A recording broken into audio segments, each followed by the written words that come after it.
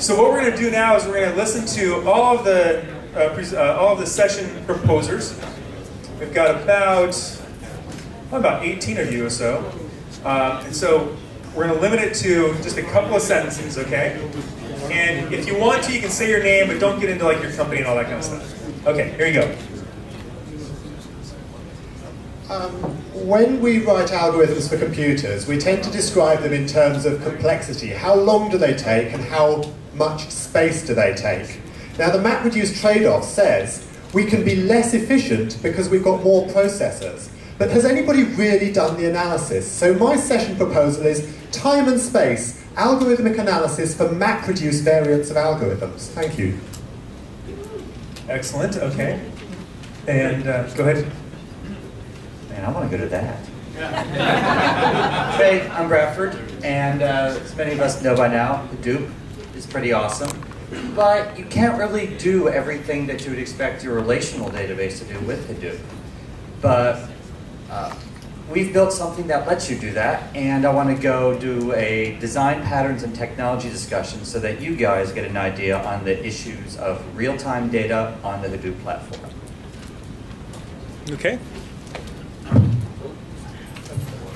Hi, I'm Adam Hitchcock with Skype. I wasn't supposed to get into that. Sorry. Mine is big table versus distributed hash. When, why, what? There are many kinds of NoSQL. Let's talk about kinds other than Hadoop and other than Cassandra. Those are the popular ones. There are many, many more flavors. When do you use which variant? When is it more efficient to do one or the other? Hi, my name is Radha, and my question is this.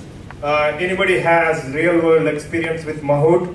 Mahout is a machine learning library on part of, there are many algorithms implemented on top of Hadoop too. I just want to know if anybody has used Mahout on like a production scale and just want to know how it performs, things like that. Hi, my name is Doug Judd. I'm the original creator of Hypertable, which is an open source, high performance big table implementation. So I'd like to propose a session, how and why Hypertable is up to 10 times faster than HBase.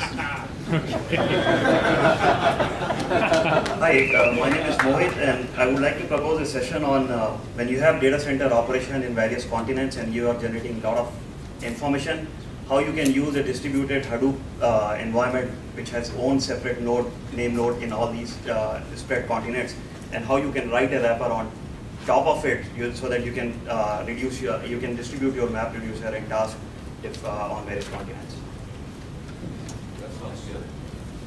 Hi, my name is Jai, and I have two topics to discuss today, if possible. One is around when we do the enterprise level deployment of Hadoop, security is a critical piece of equation. So I would like to know and understand from you guys if you have any experience in security administration, authentication or authorization process, and how do you make sure right user get access to the right data. And second topic I would like to understand is if anybody has experience on Hadoop storage, basically compare and contrast direct attach, SAN, NAS kind of deployment. So those are the two topics.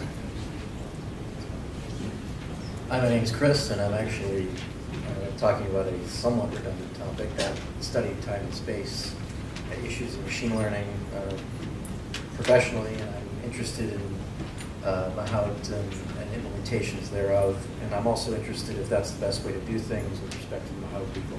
So that's my topic is machine learning for a parenthetical way.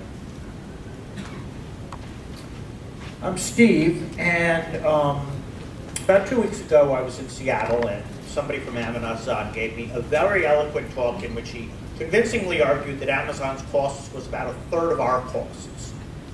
And that's absolutely true. And then I started to calculate what is the cost of moving my data to Amazon, running it on their cluster, and moving it back, because politically it had to be moved back. And it's the same case with a local cluster. You have to move it into the cluster, analyze it, move it out, and moving that data turns out to be as expensive or more expensive than the analysis. So the topic is moving big data.